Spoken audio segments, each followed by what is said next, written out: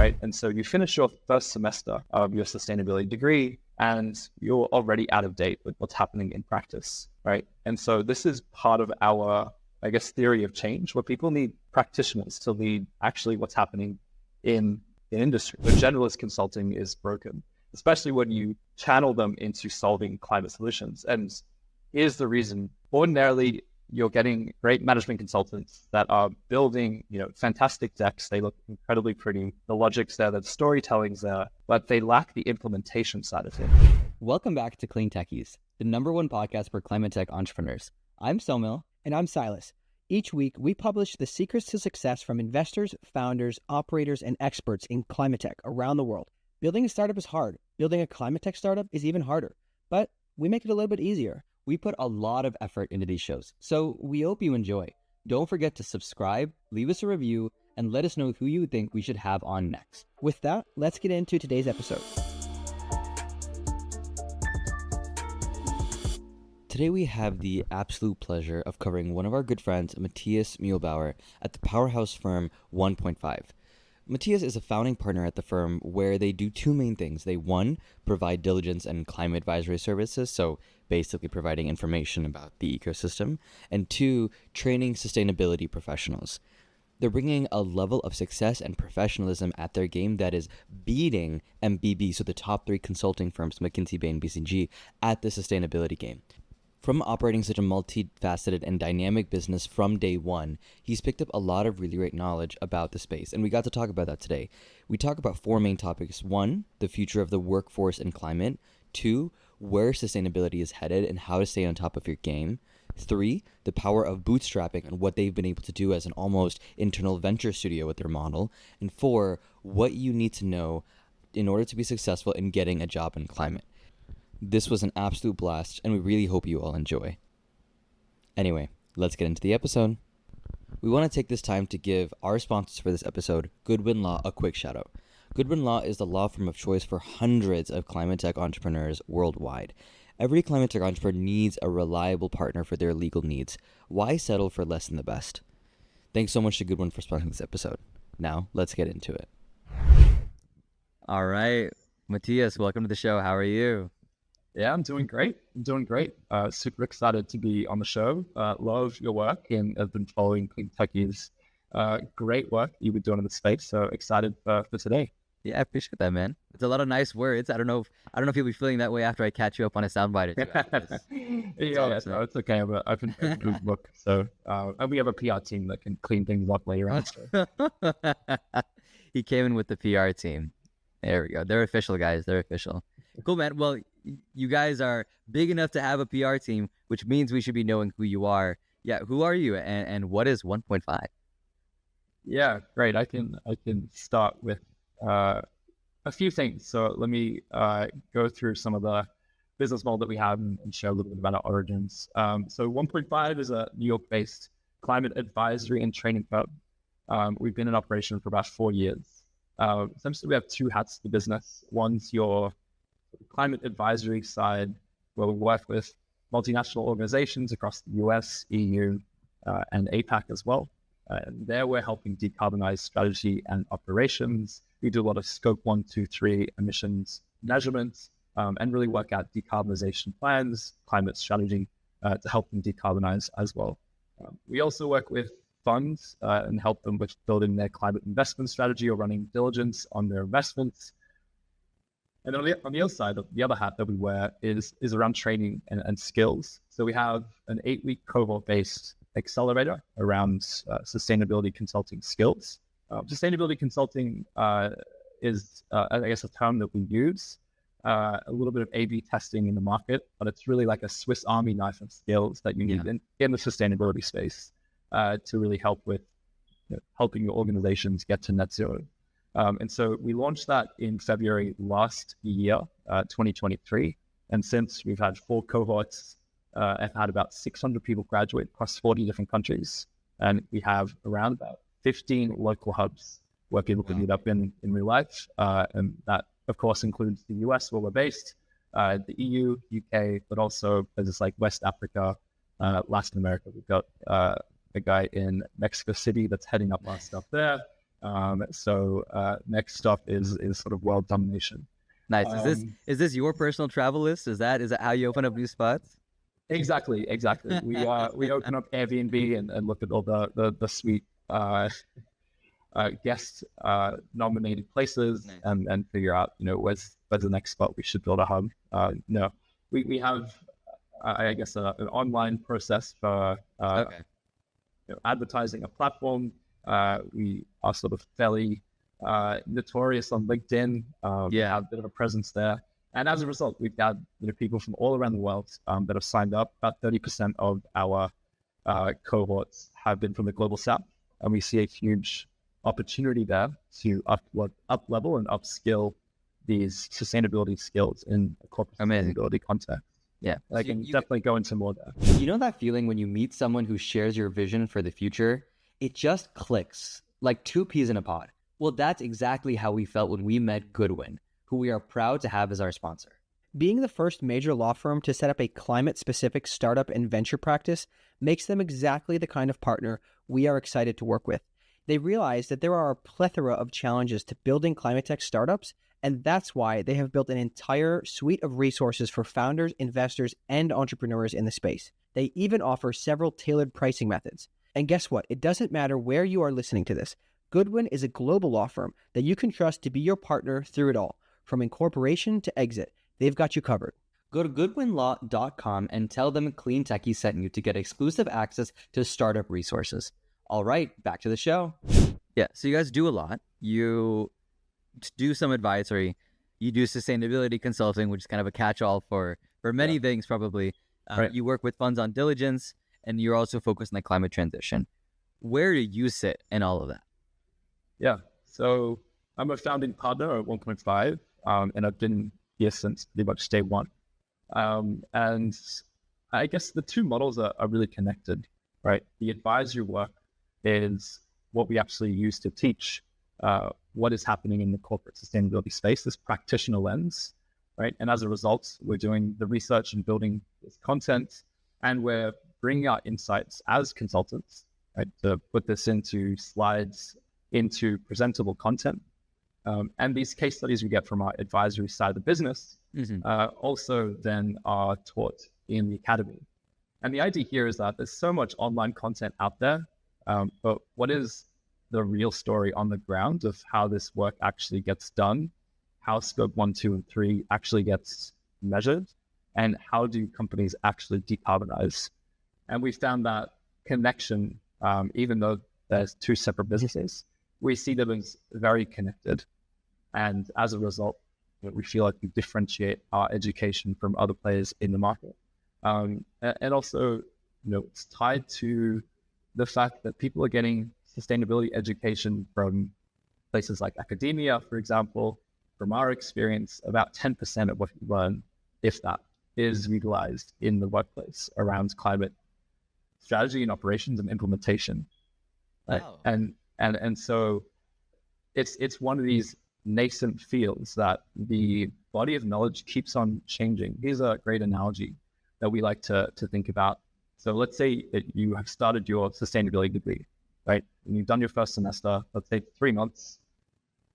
In the sustainability space, regulations are changing all the time, right? And the direction and speed of that change is accelerating, right? And so you finish your first semester of your sustainability degree, and you're already out of date with what's happening in practice, right? And so this is part of our, I guess, theory of change, where people need practitioners to lead actually what's happening in industry, right? And this, I guess, trend that we've seen of micro-credentials and smaller bite-sized learning and cohort-based learning programs seem to match the type of nascency and speed of change that sustainability has, right?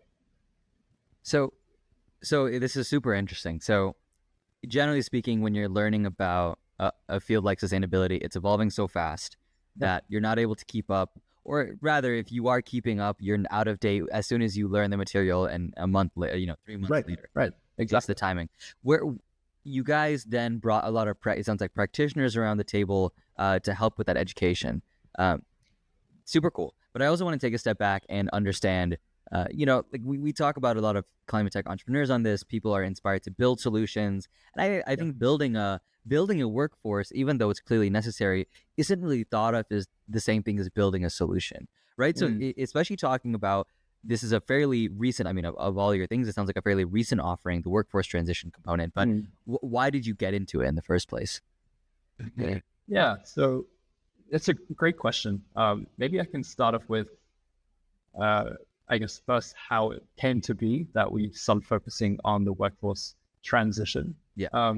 So there's a little bit of I guess, an evolution of 1.5. So when we first started, we were a climate advisory that built this expert network as a way to provide depth and breadth and challenge the existing players in the sustainability advisory consulting market. And the idea here is that traditional consulting is broken. So generalist consulting is broken, especially when you channel them into solving climate solutions. And here's the reason. Ordinarily, you're getting, great management consultants that are building, fantastic decks. They look incredibly pretty. The logic's there, the storytelling's there, but they lack the implementation side of things. And that's because the people that they have on these projects, they're staffed from whoever's available on the bench, right? And so you have this disconnect between the how to actually implement solutions and what's on the presentation. And so we had this premise that because this broken sustainability consulting model is there, how about we brought on this global expert network of climate experts, right? And this was the initial model that we had. We started off with this idea we could build almost like a marketplace where we would have a lot of experts that were looking to work on the side of the desk, kind of like a DoorDash or an Uber, but for climate work, right? Sort of like the Upwork or Fiverr of climate.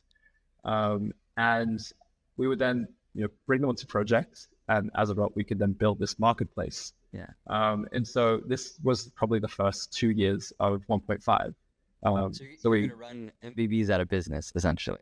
Right. That was the plan, and it is still the plan for sure. And we're certainly with what we can do now at the advisory capability level, we are beating MVBs for projects, and so we have that capability. But what we realized is that, so myself and Neil were both Australians. We're based in New York, based in the US. Our network and how we develop business is sort of limited to the relationships that we have. And we haven't grown up in the US. We haven't gone to high school with people. We're not playing golf with our high school friends and winning work at the country club. And so we had to figure out something that would work. So this model is predicated on the fact that you need to, match supply with demand if you're building a marketplace. And we realized that we didn't have the demand side. We had, at the time, about 130 experts, and they were all looking for work. And this is one of the issues we had with continuing engaging with this network. We didn't have the demand side, the projects to just essentially staff them on. And so that's actually the turning point of why we went into the sort of workforce training sort of direction. Essentially, the story is we had this proposal. We got our experts to put it together. It took about 8 weeks. It was fairly painful. And we realized that some of the core skills that we'd expect our team to have and our expert network to have around how to put together a proposal, how to be commercial, how to find the balance between sustainability and business and commercial skill sets was just not there. And so we started to think about what would it look like if we actually built some training for them. All right. I remember this would have been like 2.5 years ago. I wrote on the whiteboard OPF Academy. And we didn't know how loaded that phrase would be. But we ended up then started to think, okay, what if we built training content based on what we already know that we can upskill our expert network? And then obviously the follow-up to questions that is, why does it have to be constrained to just the expert network? Why don't we make this available? So we then put this information on our website. We launched a new OBF Academy webpage with a sign-up link, and we had 90 people sign up for this course. With 2 weeks ago, I think we had not completed the course. Essentially, we spent, I think, the last 2 weeks building, I think, 800 slides. So essentially like 6 weeks of content. And this is like, I guess, part of the consulting sort of toolkit. We have this capability. But that was cohort 1, and it went incredibly successful. And 4 cohorts later, we're just about to jump into cohort 5. And we're probably teetering around the 180 to 200 person cohort, which is fantastic. And highlighting, it's not just the US, it's not just the UK or EU. This is also reaching people from the global south. Yeah. Which is incredibly important. This is an access issue in terms of education, and without bringing the entire globe along with these important skills, we're not going to get to net zero. We're not going to get to this change that we need for this energy transition, this climate transition, right? And so, as you can see, the workforce is part of this, and so it's part of this system solution that we require. We have the solutions, as people say, but we are not able to see these solutions to scale without the underlying workforce. And I can give more examples of that as well, if you'd like.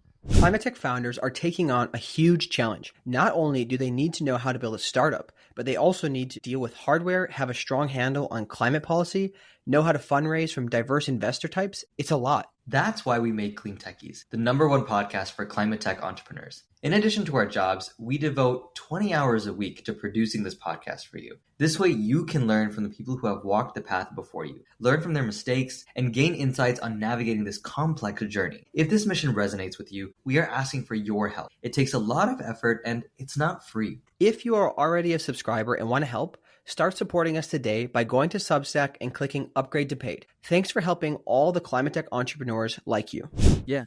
I mean, before we move any further, just like very to high level, very straightforward, if I'm thinking about the community you guys have built, right? So you've put together a lot of sustainability experts really aimed around beating the system and providing higher quality work and even education, right? Essentially, it's kind of up-leveling the sustainability game, right, across the board. Yeah. So love what you guys are doing. Part of that is like, if I'm thinking about me being someone who wants to get into sustainability or learn from these experts, like I'm not the same as, someone who's spent 20 years at a construction plant, right? And who wants to get into environmental, causes. I look different. And so I'm wondering, when you bring these people to the table, what are the kinds of profiles you're seeing on average, right? Are they all Matthias's, or they look a little different? Yeah, it's a great question. So we've probably identified 3 main buckets for our course, but I think there's a wider sort of set of user personas that are needing education and upskilling in the space. So let me first go over who we sort of mainly target for the academy. So we're targeting a lot of management consultants, right, that have some sort of villain origin story, and they're looking to go into sustainability consulting. I love that village hours. Yeah. I mean, we all have a villain origin story. I can share mine as well.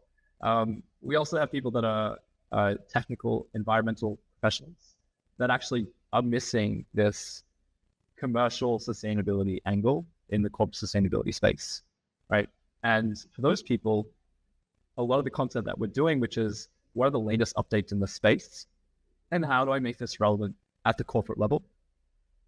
That is a huge sort of portion of the people that are signing up for the academy. And then I would say we have the classic mid-career pivoters that are in the space. And there's a lot of job seekers out there that are looking to break into climate. They might have a villain origin story too. They're tired of just optimizing an email sort of UI button and want to actually be involved in meaningful work. So those are probably the 3 personas that have joined the academy in the past 2 years. Yeah. Got it. So it's sort of taking not only the MBB's business, but their pipeline. That's the first part. The second part is people who are trying to fill in the gaps, right? Yeah. Yeah. I feel like I might get a hate letter from MAB after this, but Yeah. Well, you and me both. Yeah. yeah. And then you have sort of the person looking for more impact and inspiration. Where do you fall in? What's your religion or origin story? Yeah, great segue question. I guess my journey starts in Australia, and as you can tell from my accent, I'm definitely not from New York. I don't have a New York accent. I definitely don't have an American accent. But I started off in Australia, in Melbourne, so other side of the world. And I was working at PwC, PricewaterhouseCoopers, and I was a consultant. So I was doing M&A strategy and operations consulting. And so a lot of that was working, pre-deal, post-deal work, a lot in the mergers and acquisition space. At the time, there was a large resource consolidation of the resources sector.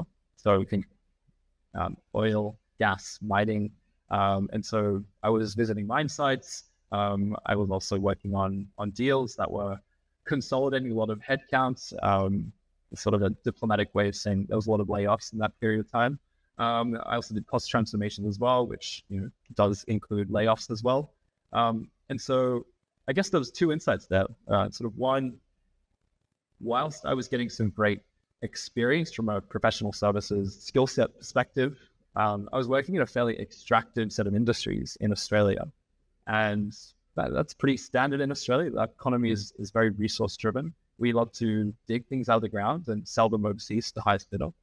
And then at the same time, I was making pretty slides and doing work that wasn't super fulfilling. And so I had this opportunity to do my MBA. It sort of fell into my lap. It was an opportunity to do a scholarship paid for by the Japanese government. And to do a 12-month MBA, they'd pay for it and they'd also pay me to be there. I thought, wow, what an incredible opportunity. I'd spent 3 months previously working at PwC in Tokyo and I absolutely loved it. Lived like royalty, full of training all over Japan, snowboarding, scuba diving, and enjoying all the karaoke bars and all the fantastic things that Japan has to offer. And so I jumped at the opportunity. And then that first 12 months, I started doing this eat, pray, love type of sort of mindset and thinking as I was trying to decouple this disenchantment that I'd had working in Australia and wanted to figure out what kind of purpose can I have with my career? What kind of impact can I have? Along the way, I actually had an opportunity to extend to do a second year at Yale School of Management, which brought me over to the US. And through that period of time, I remember the first deep dive I did into climate was when the IPCC report was dropped, the landmark one in 2018. And a lot of people in the climate space have this similar origin story here. And it said something like, we have 12 years to prevent runaway climate, to avoid climate catastrophe. And so I saw that as a huge mission and one with such urgency that I kept on diving deeper. When I was at Yale, I got involved with a startup called Can Carbon. They're now, I think, 5 million sort of raised and sort of a seed stage organization that loves the people there, and they're doing super well. We're actually going to have them on. This is going to be a little trippy in real time, but we're actually going to have them on a week before your episode. Oh, so amazing. Shout out to Can Carbon. That's great. The listeners will know who they are now. Incredible. Yeah, no, Ben, Theo, and Marissa, fantastic. And so I started working with them as head of finance. And this is my first introduction into the climate space. And I was applying some of the finance because I was building models, financial models, but I was then applying it to natural assets. So I built a tree model, which looked at reforestation and taking up waste wood streams that were found in cities from trees that were felled. And how do you actually convert them into revenue? How do you then drive tree planting from the profits? So after that, at Yale, I met Neil at this really strange event. It was January 2020 at the time, so it was just before the pandemic. I think it was in the news that time was the Australian bushfires, or wildfires as they call them here. Right. And so I met Neil at this event, and we hit it off. And of course, as you can imagine, January 2020, you can do the math in your head. So we had the pandemic sort of bubbling in the background. March hit, and everything went chaotic. I got stranded in the US at the time. I had missed my opportunity to go back to Australia, and the national airline Qantas, the one with the kangaroo logo, they had put all of their planes in the desert. So they closed down the airline, and so we had single sort of one-way ticket flights go up from something like $5,000 to $10,000 to $20,000 to $30,000. And so I was a little bit at a loss at that point in my life to figure out what I wanted to do, but I had just realized that I could actually work in the climate space. This was a huge problem that wasn't going away, and there were incredible tailwinds at that time as well around climate. As one of the other long-term things that we're not thinking about. We missed the pandemic. What else? And around that time, we started to see the rise of climate tech. Right. And so I decided to double down. Right. I'm stranded in the US. I moved to New York in August 2020 when cases were huge. But I had this idea that there's such opportunity in this space. There's huge urgency, and I had the most amount of risk that I could take in my life. Right. A lot of my friends that had graduated from business school had either found a job, had been fired already, had been frozen in hiring processes. It was absolutely chaotic for that period of time. And so as a result, I thought, well, if I jump into this startup world, what is the most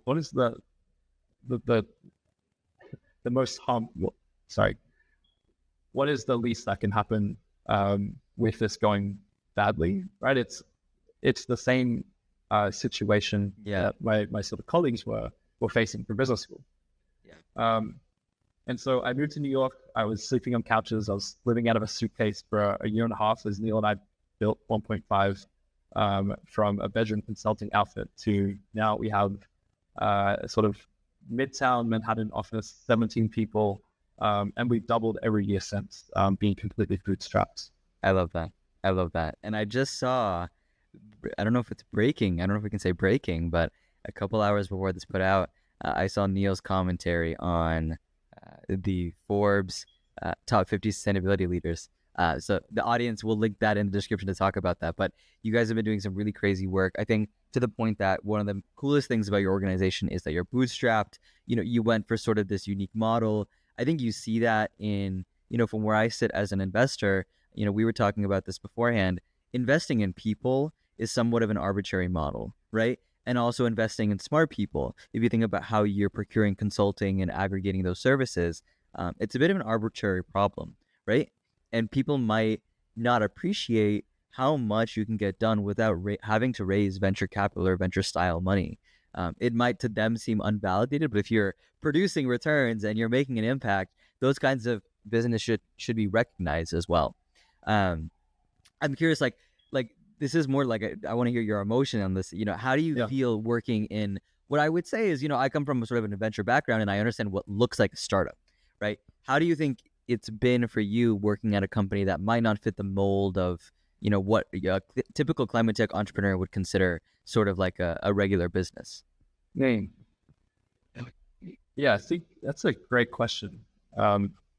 We initially decided to continue on this bootstrapping journey as Neil has a background in venture philanthropy, and he's seen that side of venture funding, right? And he's seen what kind of decisions that are now really important and critical, right? Especially in terms of speed, in terms of scale, and in terms of oversight from your investors. Certainly our business model has been unique, but I think being bootstrapped has also created some incredible learning opportunities. We've really had to focus on, okay, what is working versus what is not. We really have to focus on cash flows, right? And if we're actually reaching product market fit.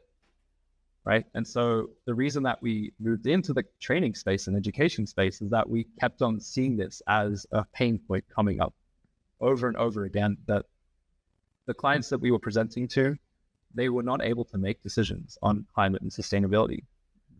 We were also hearing from job seekers out there, they were looking for ways to understand how to level up their sustainability skill set. One of the early projects that we started working on was actually building out the curriculum for the climate-based fellowship. And we've done that for 5 cohorts. Through that, I think we've trained something like 2,000 people in the sustainability space. And so we've seen how important the sort of education upskilling sort of industry is. And as a bootstrapper, you really have to take those signals from the market into account.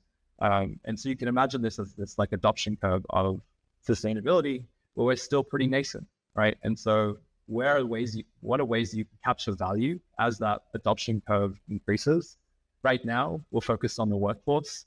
As we get people into jobs and as we get people into knowing how to make decisions around sustainability, there'll be other solutions that are required that we can address.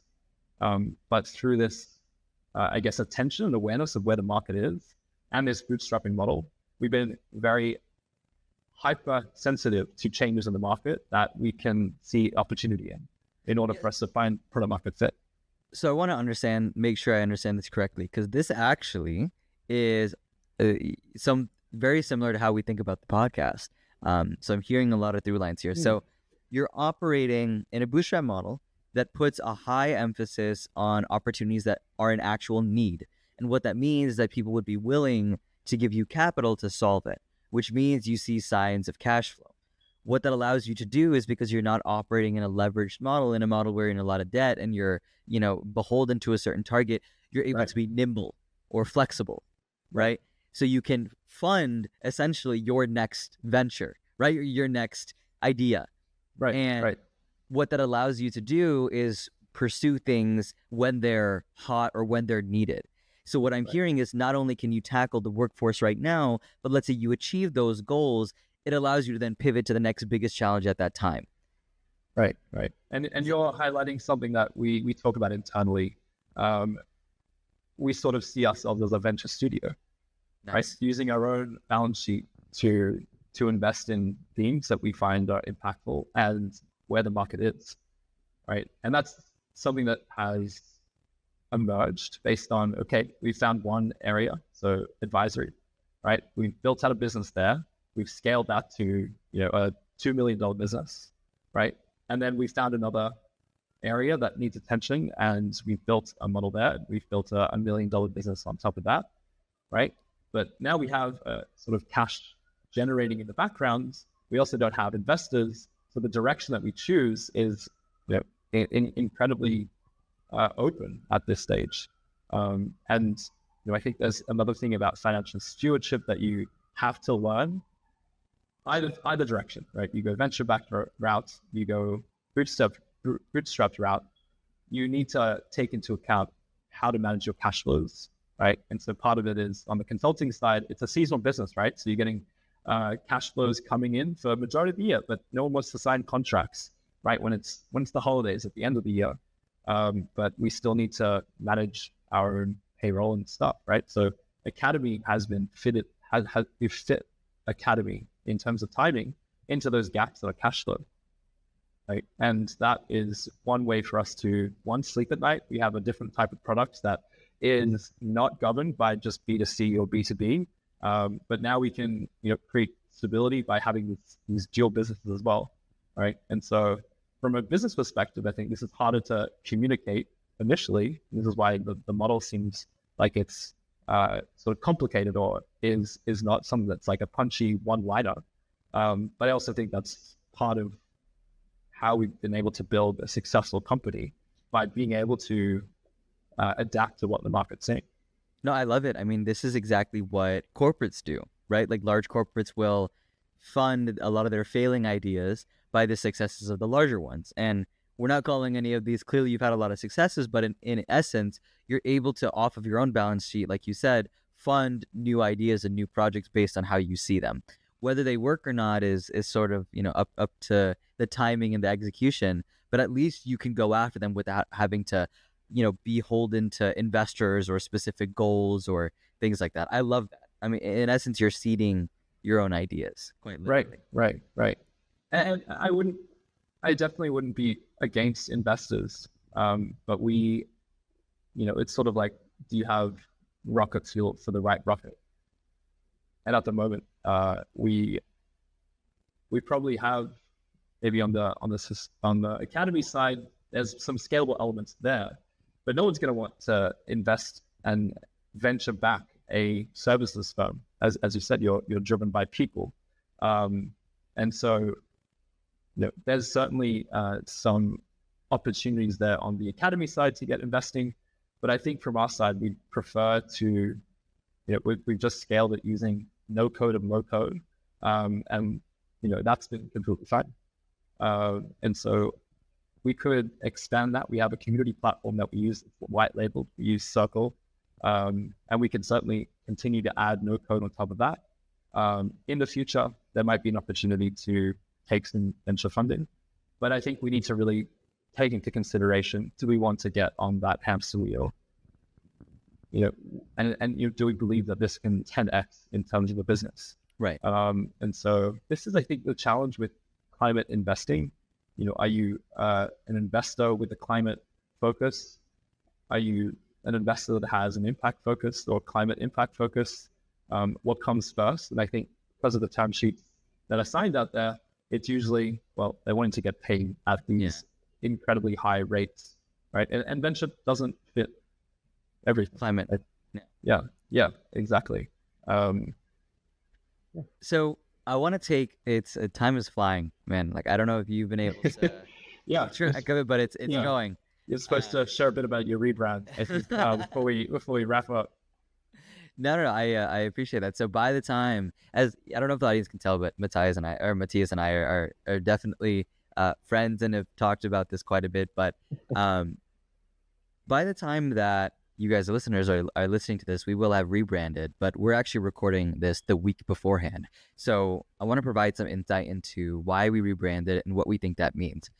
You will have heard this if you listened to our most recent 2 episodes before this. Highly recommend you listen to them. It's with Urban Machine is the one that our rebrand is attached to. But what we really felt was that, and I actually think this is the perfect place to talk about it, that there's an opportunity to be nimble in climate and solve problems. Clean Techies has been an amazing platform. It's giving us the way to engage with smart people in the space who are decision makers in their fields, right? So whether that's a venture investor at the pre-seed stage, seed, all the way up into later stage financing, or it's a climate tech founder in any industry that they're good at, or even a climate tech expert, or even a recruitment and talent and advisory consultancy firm, right? Like whatever mold it is, we've been able to really talk to smart people. And what we've noticed is there's a demand for this. And there's a demand to be doing these sort of one-off, unique, value-add oriented projects. And so our rebrand is really focused on making it so that the Clean Techies brand can be a lot bigger than just a podcast. We've kind of been seeding this for some time. We never really saw ourselves just stopping with the podcast. It's always about how do we build our platform to a way that really connects with people. We can tell people their stories and insights, but now it's about taking to the next step of how do we create things off of that mission. So I appreciate you giving me that segue.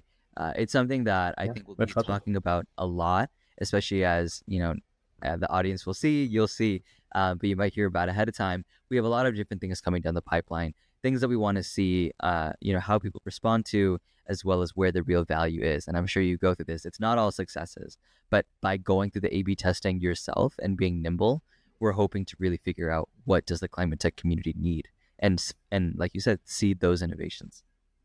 Yeah, I love that. I mean, thinking about Naval Ravikant and the way that he talks about what you can scale, the media has a huge leverage point for anyone that can utilize it well. And so we definitely use it on our side and appreciate seeing it in other forms as well. We talked about venture capital before. Capital has that scalable ability as well. Cash is king. Cash is king. That's right. And I think labor capital is kind of the issue here.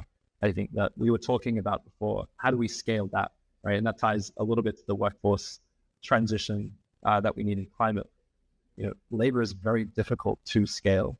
I wanted to share a little bit about some work that we've been doing the last 6 months or so around this climate workforce of the future. That's okay. Yeah, please. As we round out, we have a little bit of time left, and I want to make sure we talk about what are you seeing for the future of the climate workforce? Yeah. So,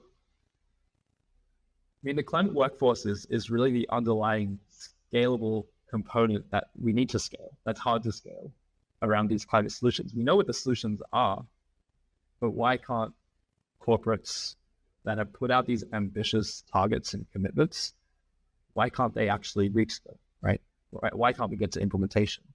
And the reason is that we haven't actually gotten to this point where we have scaled this workforce of the future. This is the last 6 months or so. We started off at COP28 in Dubai.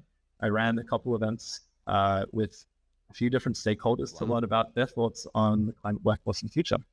And at the same time, this conversation around workforce really started catching on fire in Dubai. As a result, we have been essentially putting together this climate workforce of future white paper, and I've been interviewing sustainability leaders, not unlike what you guys are doing on the Clean Techies podcast. And we're coming up with some really fascinating insights. We plan to launch this at your Climate Week in September. But let me share a couple things that I think helps to set the table for this problem. So certainly we have this troubling paradox at the moment where we have this enormous challenge of getting on the 1.5 degree pathway, right? And while we have this demand for sustainability professionals on the rise for companies, they're lacking the necessary climate-related skills that will actually move the needle, right? This is calling out one of your previous podcasts you had. I think it was the founder of Gravity on the podcast, and he was talking about the up-leveling of skills that are required for their platform, their carbon accounting platform, to actually implement within industrial organizations. This is the same discussion here. B2B SaaS was incredibly successful because you already had this layer of literacy around digital within organizations. We don't have that this time, right? We need to build that layer. And it starts by focusing on something called embedded sustainability. Embedded sustainability was coined, I believe, by IBM. They have this report called Beyond Checking the Box. It's probably some different names they could have gone with that were a bit more creative. But there's three sort of phases that we see with organizations going through this climate workforce of the future. The first phase is when you just have your sustainability team. It's really siloed within the organization. The second phase is when you have almost this project approach, right? You're starting to run these decarbonization initiatives throughout your organization, right? But there's still silos. It's not getting there yet. You're not hitting all your action initiatives. But the final phase of embedded sustainability is where you've embedded sustainability into all functions, departments of your organization, right? And I think this is where the insight comes in. Every job is not a climate job, right? I know we hear this phrase, every job is a climate job. I've certainly said this before, but through this research, we're finding that, actually some of this it's just an implementation gap that we have. It's more like having a sustainability minor on top of, say, a supply chain major. That's what's actually going to get us to embedding sustainability and implementing this climate transition, right? If someone comes from a sustainability background and they've got, their education in sustainability, they've had 10 years of experience in sustainability, we call this like a sustainability unicorn. This individual is super difficult to hire, right? One, they don't want to have anything to do with you because they've already got experience. They probably don't want to work with your company. They're probably senior enough that they're running their own firm, and you're asking them to come work for them. And two, there's not many of them at all. So you're going to pay incredibly high prices. And so what we should be focusing on is more of the skills-based approach if you're looking for talent, right? You should be focusing on what are the relevant skills that are needed for the sustainability transition, and how do we find people that have them, or how do we hire them and then upgrade their skills? right? And so this is where we're going to need a lot of pivoters that have this functional departmental expertise, rather a sustainability minor on top of that.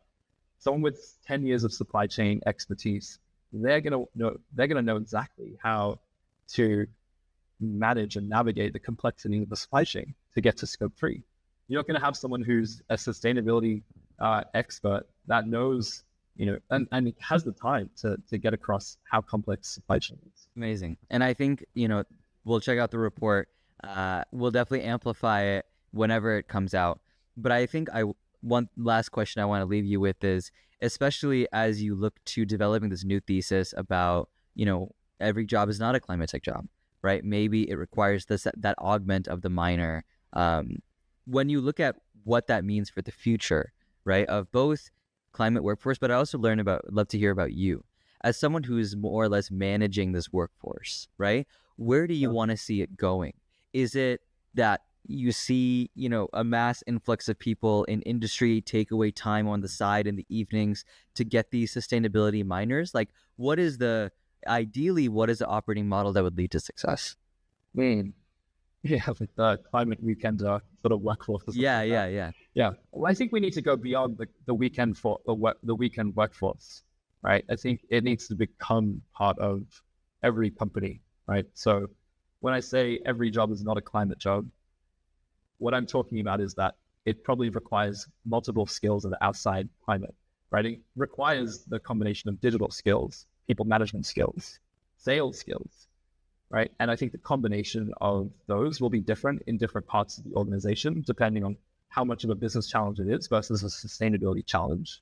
But I think climate will intersect with many business challenges, right? And that's why I think this climate workforce transition is incredibly important. Where I see this going is organizations moving towards embedded sustainability. We're also seeing this with a more commercial focused ESG investing strategy as well. And there's a professor named Alex Edwards, I think he's from London School of Economics, that talks about this component.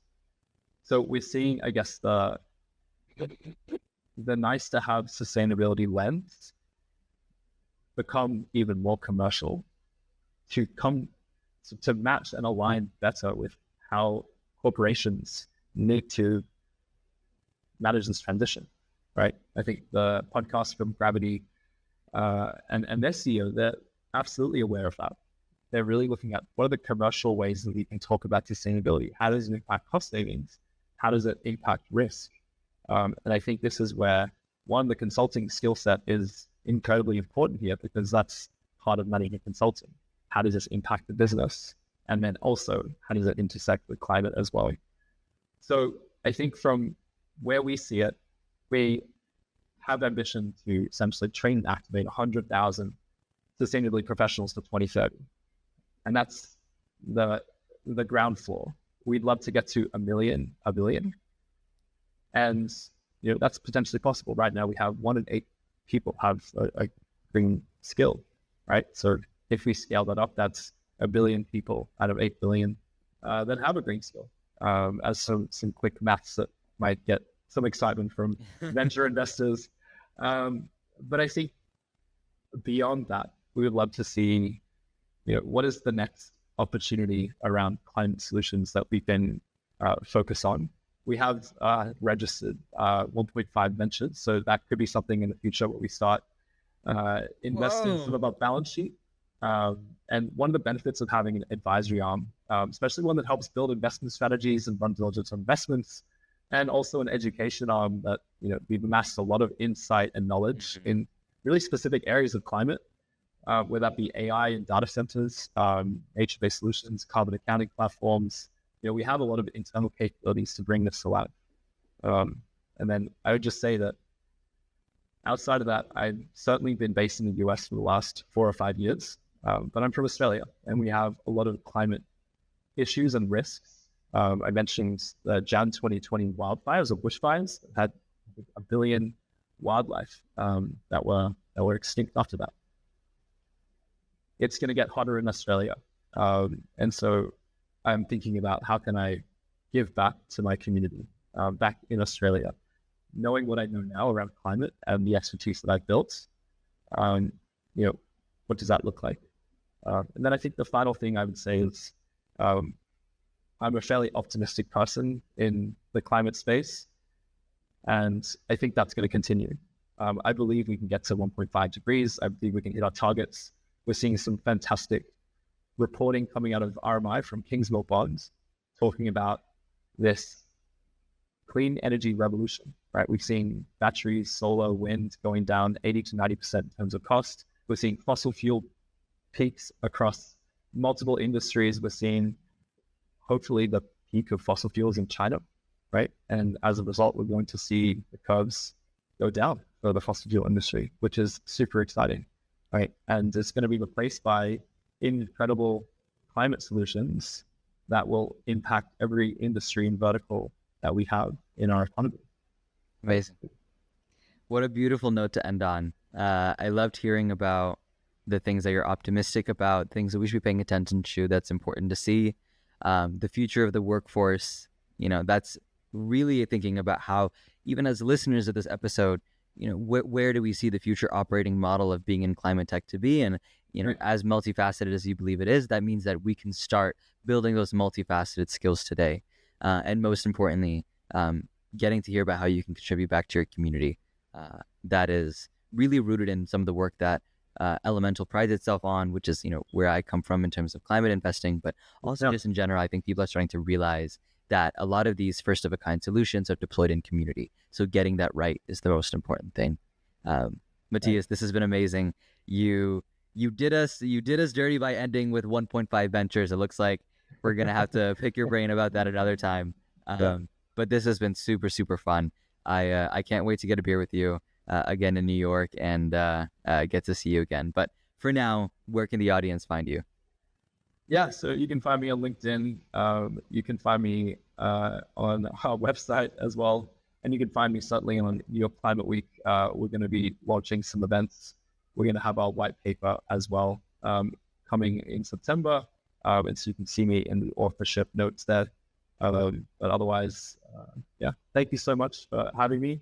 I've had a fantastic time discussing the work we do at 1.5. We're really passionate about it and really excited to see Clean Techies grow, podcasts and beyond. And happy to grab that beer really soon in New York. Amazing, man. All right. See you soon.